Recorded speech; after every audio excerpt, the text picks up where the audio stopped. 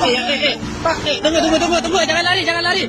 Ini ada kasus penganiayaan. Duduk perkara wanita menangis histeris dalam mobil putih di Probolinggo, tancap gas saat ditegur satpam.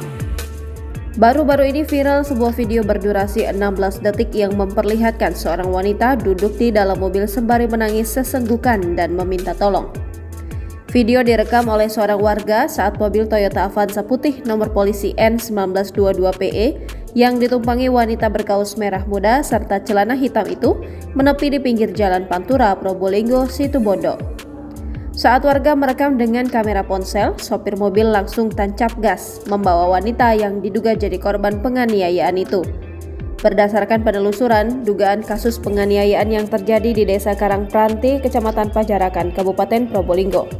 Dugaan kasus ini pun ditangani oleh Polres Probolinggo.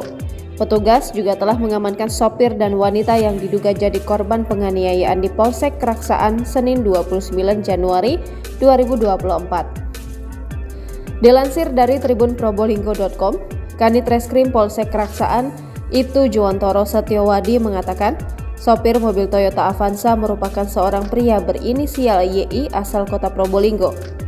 Sementara wanita yang jadi korban penganiayaan berinisial JA warga kota Probolinggo. Berdasarkan hasil interogasi, keduanya memiliki hubungan. Katanya dikonfirmasi Selasa 30 Januari 2024. Dia menjelaskan dugaan penganiayaan bermula saat YI kesal karena JA tidak pernah merespon panggilan teleponnya. Sehingga YI menganggap JA menjalin hubungan dengan orang lain. Dari situlah kemudian terjadi cekcok di dalam mobil di wilayah Kecamatan Pajarakan. Hingga akhirnya ketahuan warga dan tancap gas. Kemudian kami amankan di wilayah Kecamatan Keraksaan. Setiawadi mengungkapkan pihaknya memutuskan untuk menghadirkan keluarga kedua belah pihak ke Mapolsek Keraksaan. Dari sana disepakati dugaan kasus ini diselesaikan secara kekeluargaan. Download Tribun X sekarang, menghadirkan lokal menjadi Indonesia.